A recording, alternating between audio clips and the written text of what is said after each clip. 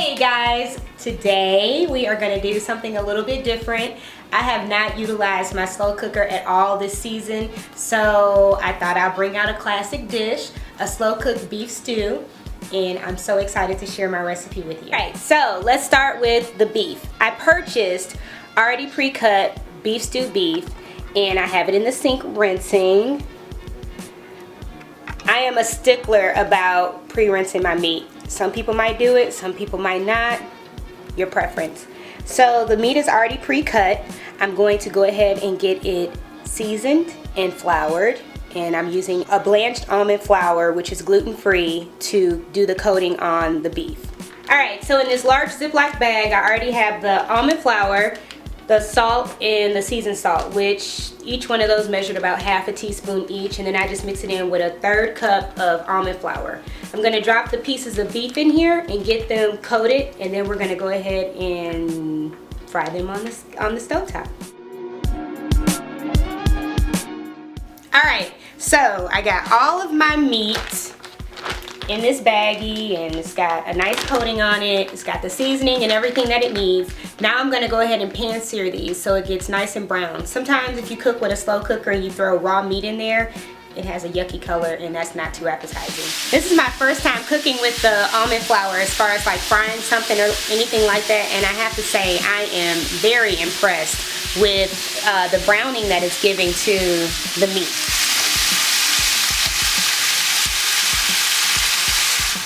Okay, so I'm going to let that cook for a little bit while longer, maybe 30 seconds, just to get the pink off of both sides. Here comes the fun and super easy part. This is where you kind of throw it and forget it. So I have my carrots, celery, and potatoes. I did new red potatoes, which are my favorite, and I kind of already cut those up. Throw those in there. I did a full can, 14 ounces of beef broth. I did a half a glass or half a cup of a Sauvignon, Cabernet Sauvignon, which is a red wine. It's just what we had around the house, so I just cracked it open. I let it breathe in this little mason jar, and I'm gonna throw that in there. I have my minced garlic. I did 3 cloves. That'll go in. I'm going to do 1 tablespoon of Worcestershire sauce. This is lemon pepper, and it's my favorite, and it has so much flavor. It's delicious. I use it on all my steak products, so of course it's going into my beef stew.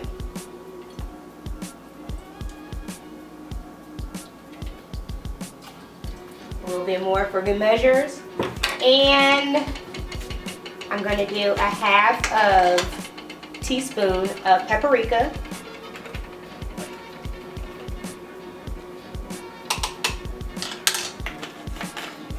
I did pick up a pack of McCormick slow cooked beef stew mix. It adds extra seasoning and it helps thicken it a little bit. So I'm going to go ahead and throw that in there as well. The whole pack.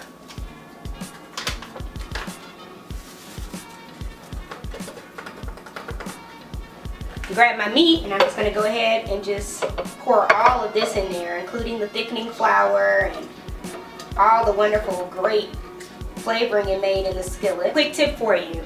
Using a slow cooker can sometimes take a while for it to warm up. So before I start prepping, I turned this slow cooker on with nothing in it. I turned it on low.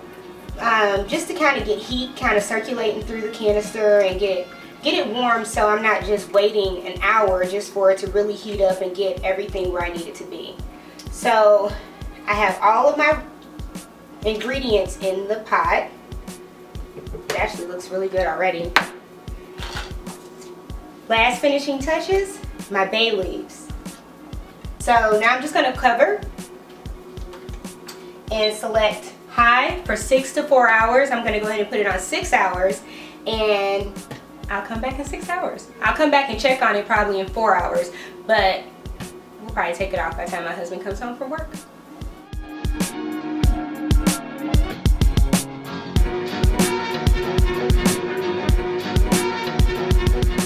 It is time to open up this wonderful crock pot and see what we have.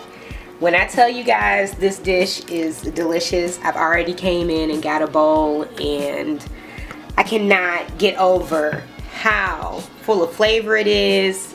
It's the bomb. And if my husband doesn't come home soon, he probably won't have much to eat. Dude has a nice thickness to it, a nice brownness. It's so rich in flavor. You guys, it's so good.